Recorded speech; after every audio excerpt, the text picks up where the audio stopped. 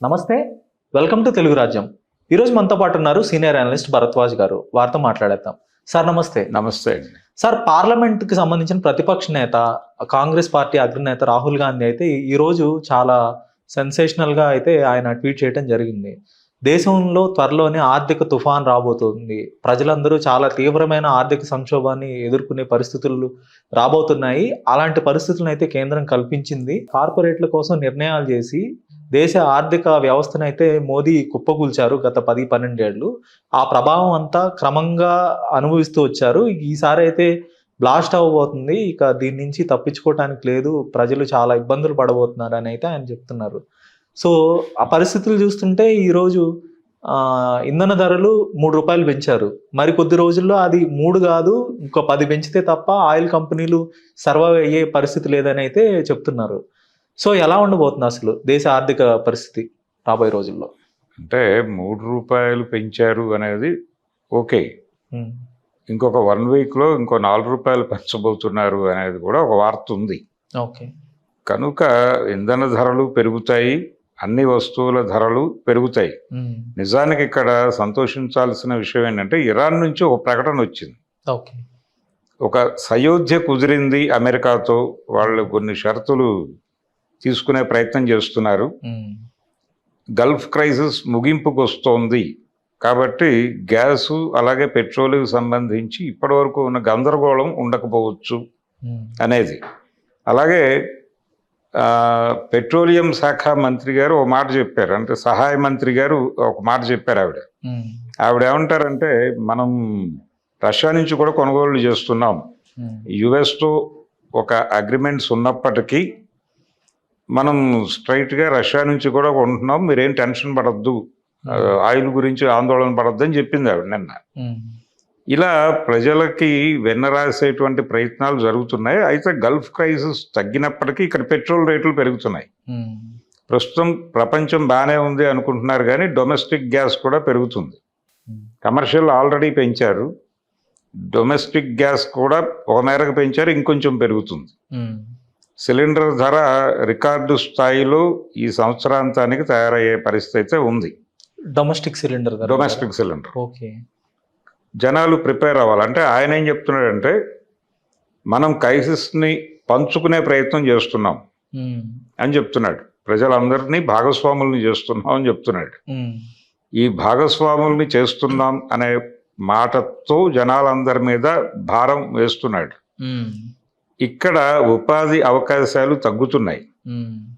America తీసుకున్నటువంటి నిర్ణయాల మూలంగా ఐటీ సెక్టార్ కూడా అంత కాంతివంతంగా లేదు. అవుట్సోర్సింగ్లు కొంత బతికిస్తున్నాయి కానీ 100% పరిస్థితి బాగాలేదు అక్కడ. అందుకని ఉపాధి అవకాశాలు మెరుగుపడటం లేదు, కొత్త ఉద్యోగాలు కల్పన జరగటం లేదు, ఏ కొత్త సెక్టారు ఓపెన్ కావడం లేదు. వీళ్ళు జస్ట్ మాటలు చెప్తున్నారు అంతే, మాటలు చెప్తున్నారు, ఏదో ఒక పని అయితే దొరుకుతుంది. ప్రస్తుతం భారతదేశంలో పరిస్థితి ఎలా తయారైందంటే చెయ్యాలనుకున్న వాడికి వాడు చెయ్యాలనుకున్న పని దొరకదు కానీ ఏదో ఒక పని చేసి బతకడానికి అవకాశం అయితే దొరుకుతుంది. అంటే ఇది అర్థం చేసుకోవాల్సిన వాక్యం. తాను అనుకున్న పని చేయటానికి అవకాశం దొరక్కపోవచ్చు కానీ బతకటానికి ఏదో ఒకటి చేసి బతికే అవకాశాలు అయితే ఉన్నాయి. ఆ పూట తిండి తినడానికి ఏదో ఒక పని చేయొచ్చు, అంతవరకే తృప్తి తప్ప ఎదుగుదలలు ఇలాంటివి ఉండవు. రెండోది, ఒకప్పుడు ఉద్యోగం చేసి లేకపోతే వ్యవసాయం చేసో ఇంకోటి చేసో కొంత సేవింగ్స్ పెట్టుకుని ఎక్కడైనా ఇన్వెస్ట్ చేసేటువంటి వాతావరణం ఉండేది. క్రమంగా అది తగ్గుతోంది. అంటే ఇన్వెస్ట్మెంట్స్ అనేవి ప్రొక్యూర్ కావడం లేదు, ఎందుకంటే ఇవన్నీ కూడా ఈఎంఐల్లోకి వెళ్ళిపోతున్నాయి.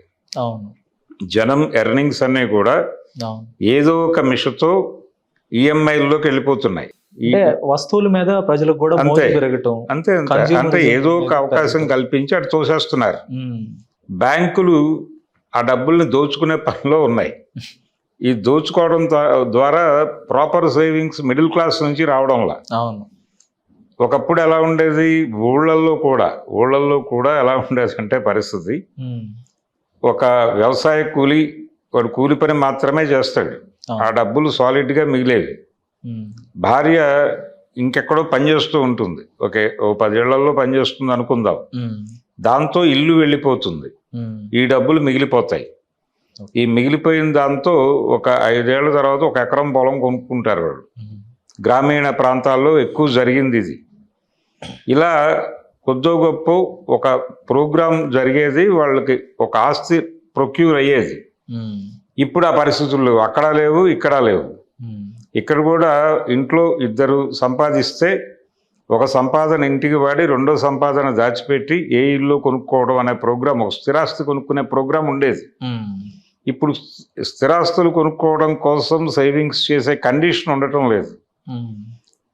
ఈ లోపు ఎవడో బ్యాంకు వాడు వచ్చేసి ఒక అపార్ట్మెంట్ కొనుక్కోండి మేము డబ్బులు ఇస్తామంటాడు, కొంటారు. కొన్న దగ్గర నుంచి ఫైట్, ఈఎంఐ కట్టాలి రోజు, అది వీళ్ళతో బ్యాంక్ వాళ్ళతో అర్థం కాని పరిస్థితి. ఈ కడుతూ ఉండగా ఎవడన్నా వచ్చి దాన్ని కూల్చేస్తే ఏమిటో తెలియదు పరిస్థితి, తర్వాత భవిష్యత్తు పోల్చకుండా సక్సెస్ఫుల్గా దాని నుంచి బయటపడితే జీవితం ముందుకెడుతుంది అనే కండిషన్లో ఉన్నారు.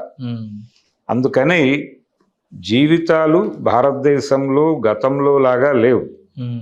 తక్కువ గోల్స్ పెట్టుకున్న వాడికి ఇబ్బంది లేదు, గోల్స్ అనేవి పెట్టుకోకూడదు అన్న పద్ధతిలో చెప్తున్నాడు ప్రధాని గారు. అవును, ఈ రోజు సుఖంగా బతికామా లేదా అంతవరకే ఆలోచించే పరిస్థితి. రేపు గురించి ఆలోచించే కండిషన్ లేదు. ఎవరి జీవితము సంతృప్తికరంగా లేదు, సమృద్ధిగా లేదు. ఈ సమృద్ధిగా లేనితనం అనేది ఇప్పుడిప్పుడు జనాలు ఫీల్ అవుతున్నారు. అవును, అంటే ప్రపంచవ్యాప్తంగా కూడా ఇలాంటి పరిస్థితులే ఉన్నాయి కదా. ఇప్పుడు ప్రతి దేశంలో కూడా ఉపాధికి సంబంధించి సమస్యలే ఉన్నాయి, క్రైసిస్ ఉంది. చైనా తీసుకున్నా ఇప్పుడు ఈయన అని చెప్తున్నాడు, ఇంకా పిల్లల్ని కనండి అంటున్నారు. అవును, ఎవరు మన చంద్రబాబు నాయుడు గారు 2 కనండి 3 కనండి అంటున్నాడు. ఆ మధ్య ఏమో స్టాలిన్ గారు 16 మందిని కనండి ఒక్కొక్కళ్ళు అన్నాడు. అంటే వీళ్ళ పొలిటికల్ గెయిన్స్ కోసం మాట్లాడుతున్నారు. ఓకే, కంటారు బాగానే ఉంది, కన్నవాళ్ళని వీళ్ళు చదివిస్తారా? వీళ్ళు ఏమైనా ఫ్రీ ఎడ్యుకేషన్ ఇవ్వడానికి సిద్ధంగా ఉన్నారా? అంటే సంక్షేమ రంగం నుంచి ప్రభుత్వాలు సీరియస్గా తప్పుకున్నాయి. మీ చావు మీరు చావండి అన్న పద్ధతిలో జనాలను రోడ్డు మీదకి నెట్టారు. ఇప్పుడు పిల్లల చదువులు కష్టతరం అయిపోయినాయి, కోరికలు పెరిగిపోయినాయి, పిల్లలు అంబిషియస్గా తయారయ్యారు. వాళ్ళ కోరికలు తీర్చడం అనేది పేరెంట్స్కి కష్టసాధ్యంగా మారిపోయింది. క్రైసిస్, గొడవలు మొదలైనాయి, వాళ్ళ మధ్య ఘర్షణలు మొదలైనాయి, అవసరమైతే కొట్టి చంపేస్తున్నారు. నిన్నో మొన్నో ఒక ఇన్సిడెంట్ చూసాం. అంటే కొడుకులు మనవాళ్ళు కలిసి వచ్చి ఆ గ్రాండ్ పేరెంట్స్ని చంపేసిన ఘటన చూసాం. ఆస్తులు ఇవ్వడం లేదు అనేది ఒకటే ఎలిగేషన్. వీళ్ళకి ఏదో ఉద్దేశాలు ఉన్నాయి దానిలో, అందుకని హోల్డ్ చేస్తున్నారు. హోల్డ్ చేస్తుండగా వచ్చి కొట్టేస్తూ చంపేశారు. ఇలాంటి దారుణాలు చాలా కనిపిస్తున్నాయి, కనిపించకుండా జరుగుతున్న దారుణాలు చాలా ఉన్నాయి. ఒక ఫైనాన్షియల్ క్రైసిస్ ఉంది దేశంలో. అది ఈ రోజున మొదలైన క్రైసిస్ కాదు, దాదాపుగా 15 సంవత్సరాల నుంచి నడుస్తోంది. ఇది 15 సంవత్సరాల నుంచి నడుస్తోంది. ఎవడి జీవితము సుఖంగా లేదు. సుఖంగా అంటే ప్రతి ఒక్కడు అప్పుల్లోనే ఉంది దేశం. ప్రతి మనిషి అప్పులోనే ఉన్నాడు. అప్పు లేకుండా, ఈఎంఐ అనేది లేకుండా ఎవడు లేడు.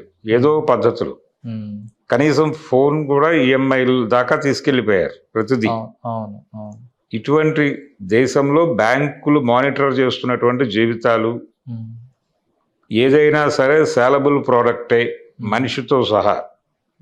మీరు అమ్ముడు పోండి, డబ్బులు తెచ్చుకోండి అనే పరిస్థితి. భావజాలాన్ని నమ్ముకోండి, మెదళ్ళని నమ్ముకోండి, ఏదైనా అమ్ముకోవడానికి సిద్ధం, కొనుక్కోవడానికి మేము సిద్ధంగా ఉన్నాం అన్న పద్ధతిలో బిహేవ్ చేస్తున్నారు.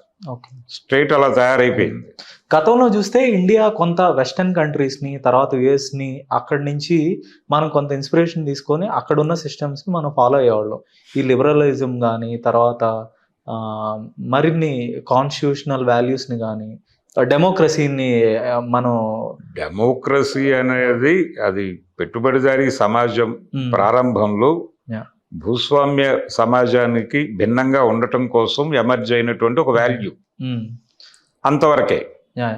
అది నెమ్మదిగా మారింది, స్టేట్ ప్రోగ్రామ్ మారింది. అది పెట్టుబడిదారీ విధానంలో లేదు ఇప్పుడు.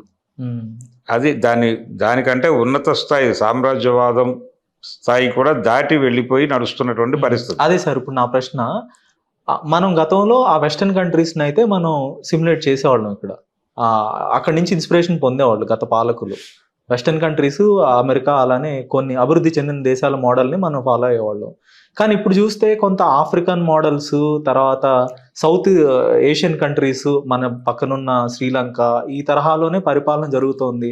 ఒక క్రోనీ క్యాపిటలిజం ని ప్రోత్సహిస్తున్నారు. ఒక ఇద్దరు అంబానీ ఆదాయాలని ప్రోత్సహించి కంపెనీల మధ్య నుండే కాంపిటీషన్ని, అలానే ఇన్నోవేషన్ని చంపేస్తున్నారు అని అయితే ప్రతిపక్షాల నుంచి విమర్శ ఉంది.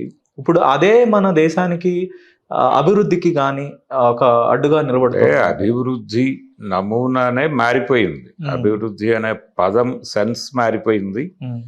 ఇప్పుడు అభివృద్ధి అంటే పెట్టుబడులు తీసుకురావడమే. పెట్టుబడులు తీసుకొచ్చి ఇక్కడ భూములు వాళ్ళకి ఇచ్చేస్తే వాళ్ళు ఏదో ఇక్కడ ఒక ఫ్యాక్టరీ పెడితే ఇది అభివృద్ధి అని చెప్పుకోవచ్చు అని అనుకుంటున్నారు. అవును, అంతే తప్ప నిజమైన అభివృద్ధి కాదు అది. అవును, ఎవరికి అభివృద్ధి అనేది అది ప్రాక్టీస్లో అర్థమవుతుంది ప్రతి ఒక్కరికి. రియల్ బెనిఫిషరీస్ వచ్చి అక్కడ అందులో ఉపాధి పొందిన వాళ్ళే, కానీ స్థానికంగా ఎవరికి ఉపాధి దొరకలేదు. ఉపాధి అవకాశాలు స్థానికులకు దొరకవు. అది గ్యారంటీ ఇస్తూ వాళ్ళు బిల్లులు చేయలే ఎప్పుడు. అవును, ఎక్కడ ఫ్యాక్టరీ పెడతారో అక్కడ ఉద్యోగాలన్నీ వాళ్ళవే. డబ్బులు ఎవరివైనా కావచ్చు, పెట్టుబడి ఎటైనా పోవచ్చు, ఆ గొడవతో మాకు సంబంధం లేదు. ఉద్యోగాలు మాత్రం స్థానికులకే ఇవ్వాలి. ఏ ఫ్యాక్టరీ పెడుతున్నారో ఆ ఫ్యాక్టరీ తాలూకా ఏ జ్ఞానం కావాలో ఆ జ్ఞానాన్ని ఆ లోకల్గా ఉన్నటువంటి గ్రాడ్యుయేట్స్ నుంచి వెతుక్కోండి. మీరు వెతుక్కుని వాళ్ళని తెచ్చుకోండి. అంటే ప్రతి ప్రాంతంలోనూ కాలేజీల్లో చేరినటువంటి యువత ఉంటుంది కదా, కుర్రాళ్ళు ఉంటారు, విద్యార్థులు. ఒక గంటన్నర సేపు సిస్టమ్ ముందు కూర్చుని డేటా తీస్తే తెలిసిపోతుంది. ఒక కెమికల్ ఫ్యాక్టరీ అయితే అక్కడ కెమిస్ట్రీ డిగ్రీ చదువుతున్నటువంటి కుర్రాళ్ళు ఎవరు అనేది డేటా తీసుకోవచ్చు. అన్ని కాలేజెస్ నుంచి, ఆ ప్రాంతంలో ఉన్న కాలేజెస్ నుంచి తీసుకున్న తర్వాత వాళ్ళందరితోనూ సమావేశం పెట్టి, ఇదిగో ఇక్కడ ఫ్యాక్టరీ పెడుతున్నాం, కెమికల్ ఫ్యాక్టరీ, మీరు ఈ కెమిస్ట్రీలో చదువుతున్నటువంటి వాళ్ళలో అందరినీ మేము ప్రొక్యూర్ చేసుకుంటున్నాం ఈ క్షణం నుంచి. మీరు ఆ డిగ్రీ కంప్లీట్ చేస్తూ దాంతోపాటు ప్యారలల్గా ఈ ట్రైనింగ్ కూడా రండి అని చెప్పి, వాళ్ళు డిగ్రీ అయ్యే టైంకి ఈ ట్రైనింగ్ కంప్లీట్ అయ్యి దీనిలో వాళ్ళని తీసేసుకుంటే వచ్చేస్తారు కదా. దాని గురించి మీరేం పెద్ద సాధన చేయాల్సింది ఏం లేదు. అలా ప్రతిదీ ఆ కంపెనీకి ఫైనాన్షియల్ దీనిలో కావాలి. కుర్రాళ్ళు ఆ లోకల్గా చదువుతున్నటువంటి బీకామ్ కుర్రాళ్ళ నుంచి కొంతమందిని పూల్ చేసి తీసుకోండి. అలా ప్రతి ఏరియాలోనూ మీరు లోకల్స్కి ప్రయారిటీ ఇచ్చి గనక చేస్తే ఈ ప్రచారం మీకు ఉపయోగపడుతుంది. కానీ అలా చేస్తున్న దాఖలాలు ఏవి కనబట్టలేదు మనకు ఎక్కడ. దీంతో అభివృద్ధి అనే సెన్సే మారిపోయింది. మారిపోయి ఏం జరుగుతుందో తెలియట్లేదు. జనాలు ఆస్తులు కోల్పోతున్నారు, నిర్వాసితుల సంఖ్య పెరుగుతోంది. అంటే క్రోనీ క్యాపిటలిజం అంటే ప్రభుత్వాలు తమకు నచ్చిన సంస్థలకి కట్టబెట్టడం, వారిని ఒక అభివృద్ధిని ముందుకు తీసుకెళ్లే వాళ్ళుగా ప్రొజెక్ట్ చేయటం ప్రజల ముందు. ఇదంతా అన్ని రాష్ట్రాల్లో చూస్తున్నా, అలాగే దేశవ్యాప్తంగా చూసినా కూడా కేంద్ర ప్రభుత్వం కూడా ఒక ఇద్దరు లోకల్ ఇన్వెస్టర్ లేరండి. మీరు ఎంతసేపు అదాని అంబానీ అంటున్నారు, బానే ఉంది, కానీ లోకల్ ఇన్వెస్టర్స్ మాత్రమే లేరు, గ్లోబల్ ఇన్వెస్టర్స్ ఉన్నారు. అంటే గూగుల్ ఇట్లాంటి కంపెనీలు. గ్లోబల్ ఇన్వెస్టర్స్ వచ్చేసిన తర్వాత లోకల్ ప్లేయర్స్ షేర్ తగ్గుతుంది. అది తగ్గింది ఆల్రెడీ. ప్రతి చోట మీకు గ్లోబల్ ఇన్వెస్టర్లే చూపిస్తున్నాయి. ఇప్పుడు అమరావతిలో కూడా గ్లోబల్ ఇన్వెస్టర్లే. అటు ఇతర దేశ అంటే మన రాష్ట్రం కాదు, ఇతర రాష్ట్రాల్లో కూడా గ్లోబల్ ఇన్వెస్టర్లు ఎక్కువ కనిపిస్తున్నారు. ఆ గ్లోబల్ ఇన్వెస్టర్లు కాకుండా అడపాదడపా వీళ్ళు కూడా కనిపిస్తున్నారు. ఇప్పుడు వాళ్ళు అడవులన్నీ మైనింగ్కి ఇచ్చేస్తున్నారు. ఆ మైనింగ్ కోసం వస్తున్నటువంటి కంపెనీల్లో విదేశీ కంపెనీలే ఎక్కువ ఉన్నాయి. గ్లోబల్ ప్లేయర్సే ఎక్కువ మంది కనిపిస్తున్నారు. ఏది ఈ మల్లోజుల వేణుగోపాల్ లాంటి వాడికి ఉపాధి ఆఫర్ ఇచ్చినటువంటి కంపెనీ కూడా అది ఇక్కడది కాదు. అందుకని వాళ్ళతో టైఅప్ అయి వీళ్ళు కొంత ఏరియా పంచుకున్నారు షేర్ చేసుకుని అదాని. కనుక ఇలా వీళ్ళ చేతుల్లోకి భూములు వెళ్ళిపోతే వీళ్ళు నిర్వాసితులు అవుతారు, లేదా కూలీలుగా మారుతారు. అంతకు మించి ఏమీ జరగటం లేదు. అందుకని ఈ అభివృద్ధి మోడల్కి ప్రత్యామ్నాయ మోడల్ ఏదైనా ప్రతిపాదించగలిగితే ఆయన ప్రతిపాదించడంతో పాటు ప్రభుత్వం అనేది కార్పొరేట్లను ఫెసిలిటేట్ చేసే ఏజెన్సీగా మారిపోవటం వలన మన జీవితాలు ఎలా అయిపోతున్నాయి అనేది సోదోహరణంగా డేటా సహితంగా రోడ్ల మీదకి వచ్చి ఒక ప్రోగ్రాం చేయగలడా? అప్పుడు నరేంద్ర మోడీ గారు ఏమంటారు, అసలు ఈ ప్రోగ్రాం మొదలుపెట్టింది మీ పార్టీయే కదా అంటాడు ఆయన. మా పార్టీ అని అంగీకరించాలి. అసలు ఈ విధ్వంసానికి శంఖం ఊదినవాడు పివి నరసింహారావు గారు, మన్మోహన్ సింగ్ గారు. లిబరలైజేషన్ వల్లే పెట్టుబడుల వరద వచ్చింది. కానీ అదే తరహాలో లిబరలైజేషన్ వల్ల కొంత మనకి విదేశీ మారక విలువలు పెరగటం కానీ మనలోకి ఫారిన్ ఇన్వెస్ట్మెంట్స్ రావటం కానీ. ఇప్పుడు ఏమైంది? ఇప్పుడు ఎందుకు కంగారు పడుతున్నారు? రోజు టెన్షన్ ఏంటి? బంగారం వద్దు, అదొద్దు, గుడ్లు వేసుకోకండి, అండర్వేర్లు వేసుకోకండి అని ఎందుకు చెప్తున్నాడు ఆయన? విదేశీ మారక ద్రవ్యం పడిపోయింది 96 పాయింట్ అంటున్నారు కానీ అంటే ఎఫ్డిఐలు తగ్గిపోయినాయి అనే కదా ఇప్పుడు ప్రతిపక్షం నుంచి విమర్శలు కూడా. మనకి రావాల్సిన విదేశీ ఇన్వెస్ట్మెంట్లు గతంలో ఉన్న తరహాలో ఇప్పుడు లేవు. అది గత ఏడాదికి ఇప్పటికైతే 60 నుంచి 70% పడిపోయింది. ఇట్లా వరుసగా 3 ఏళ్ల నుంచి పడిపోతూ వస్తుందనే కదా ప్రతిపక్షాలు. అదొక్కటే సస్టైన్ చేయదండి, అదొక్కటి దాని గురించే మాట్లాడుతున్నారు కానీ అది కాదు విషయం. మీరు గేట్లు తీసేసిన తర్వాత పెరుగుతూ వెళ్ళినా వెళ్ళకపోయినా ఒక 2-3 ఏళ్ళు రాకపోయినంత మాత్రాన్ని ఇంత క్రైసిస్ వస్తుందా? అది కాదు గొడవ. దీనికంటే కూడా లోకల్గా మీరు ట్రేడ్ ఇన్బ్యాలెన్స్ చాలా ఉంది. ఈ ట్రేడ్ ఇన్బ్యాలెన్స్కి రీజన్ ఏమిటి? మీరు చైనా లాగా ఏదో ఒక హబ్గా దీన్ని మార్చలేకపోయారు కనీసం. అవును, మార్చలేకపోవడం ఎందుకు జరిగిందంటే మీరు అసలు ఆ ఏరియాలో సీరియస్గా లేరు. అవును, గో విత్ ఫ్లో అన్నట్టు. స్వదేశీ వస్తువులు, స్వదేశీ వస్తువులు ఉత్పత్తి అని కూడా నేను అంటున్నా. మన స్వదేశీ టెక్నాలజీని కూడా ఎక్కడ ప్రోత్సహించిన స్వదేశీ టెక్నాలజీ ఇవన్నీ సాధ్యం కాకపోవచ్చు కూడా. నేను అనేది ఏంటంటే గో విత్ ఫ్లో అన్నట్టున్నారు. అలా కాకుండా మీరు దీన్ని ఒక హబ్గా మార్చి ఇంటర్నేషనల్ పోనీ అగ్రికల్చర్ దేశం అని చెప్తున్నాం కదా, వ్యవసాయ దేశం అంటున్నాం. అంతర్జాతీయంగా అవసరమైనటువంటి అన్ని కంపెనీలకు అవసరమైనటువంటి అగ్రికల్చర్ ప్రొడక్షన్ అంతా మేము ఇక్కడ చేసిస్తాము. కాబట్టి మీరు ఇక్కడ భూముల్ని యూటిలైజ్ ఇప్పుడు మొన్న ఆయన వచ్చింది, అందుకే బిల్ గేట్స్ వచ్చింది. ఇలాంటి ఆఫర్లు ఇచ్చిపోని ఆ హబ్గా ఏమన్నా మార్చారా? ఏదో ఒక ఏరియాలో ఒక హబ్గా మారండి కనీసం. మారితే కొంతమంది సాటిస్ఫై అవుతారు. అది కూడా జరగల భారతదేశంలో. ఎందుకు జరగలేదంటే వీళ్ళు ఎంతసేపు కార్పొరేట్లను ఫెసిలిటేట్ చేసి తాము లబ్ధి పొందటం మీదే ఉన్నారు వీళ్ళ గోలంతా. అంతే తప్ప ఈ అవకాశాన్ని వినియోగించుకుని జనాల్ని స్ట్రెంగ్థెన్ చేద్దాము అనే ప్రోగ్రాం లేదు వీళ్ళకి. భూములు గుంజుకుంటున్నాడు కానీ చంద్రబాబు నాయుడు ఆల్టర్నేటివ్ చెప్పట్లేదు జనాలకి. ఏం చేస్తారు ఆ భూములు కోల్పోయిన జనాలు? What next? అందులో భూములు ఇచ్చిన వాళ్ళందరూ ఆ చుట్టుపక్కల టౌన్స్లో ఉంటారు. వాళ్ళకి ఏదో అకౌంట్లో డబ్బులు పడుతున్నాయి, సరదాగానే ఉంది ఇప్పటికీ. What next? రేపేమిటి పని? రేపు దీనికి అలవాటు పడిపోయిన వాళ్ళు అయిపోయిందంతా, మీకు ఈ 2 ప్లాట్లు ఇచ్చేసాం, ఇప్పటివరకు ఇవ్వాల్సిన డబ్బులు ఇచ్చేసాం, క్లోజ్ అంటాడు వాడు. అన్న తర్వాత ఈ డబ్బులకు అలవాటు పడిపోయిన వాళ్ళు ఈ 2 ప్లాట్లు అమ్మేసుకుంటారు. ఆ తర్వాత వాట్ నెక్స్ట్? భూమి ఉండదు, వచ్చే ఇన్కము ఉండదు, అన్నీ పోయి వాళ్ళు ముష్టివాళ్ళుగా మారతారు. ప్రజల్ని ముష్టివాళ్ళుగా మార్చటం అనే ప్రోగ్రాంలో ప్రభుత్వాలు బిజీగా ఉన్నాయి. అందుకని ఈ పరిస్థితికి కారణం మేమే అని ఆయన ముందు అడ్మిట్ చేయాలి. రాహుల్ గాంధీ గారు చేయవలసిన పని ఈ పరిస్థితులకి రకరకాలుగా మేమే కారణం. ఈ కండిషన్కి దేశం రావటం వెనకాల కాంగ్రెస్ కంట్రిబ్యూషన్ ఏమిటి అనే దాని మీద కనీసపు అధ్యయనాన్ని ప్రజల సమక్షంలో చేయాలి ఆయన. కానీ 2007-8 సమయంలో దేశ హిస్టరీలోని చూసుకుంటే హైయెస్ట్ గ్రోత్ రేట్ అయితే రికార్డ్ అయింది. అప్పుడు ప్రపంచవ్యాప్తంగా ఆర్థిక మాంద్యం ఉన్నప్పటికీ కూడా. కానీ ఆ మోడల్ మన్మోహన్ సింగ్ గారు ప్రధానిగా ఉన్నప్పుడు మనం 10-11% గ్రోత్ రేట్ని కూడా చూసాము. మరి దాని గురించి ఏం చెప్తారు? గ్రోత్ రేట్ అంటే అది ప్రారంభ దినాలు, అప్పుడే వస్తున్నటువంటి సందర్భంలో అటువంటిది కనిపిస్తుంది. కానీ యూటిలైజ్ చేసుకోవటం అనే పని కూడా అప్పుడే మొదలైంది. దీన్ని ఎలా వాడుకోవచ్చు అని రూటెడ్గా జరగల. ఆంధ్రప్రదేశ్ లేకపోతే తెలంగాణలో చూస్తే రూటెడ్గా ఇక్కడ వచ్చినటువంటి పరిశ్రమలు ఏమిటి, కల్పించిన ఉపాధి ఏమిటి అనేది చూసుకుంటే హైదరాబాద్ సెంట్రిక్గా ఏదో జరిగింది, కానీ తెలంగాణ మిగిలిన ప్రాంతాల పరిస్థితి ఏమిటి? అది ఆదిలాబాద్ కావచ్చు, ఇంకేదైనా కావచ్చు, ఇప్పటికీ వ్యవసాయ ఆధారితంగానే బతుకున్నారు కదా జనాలు.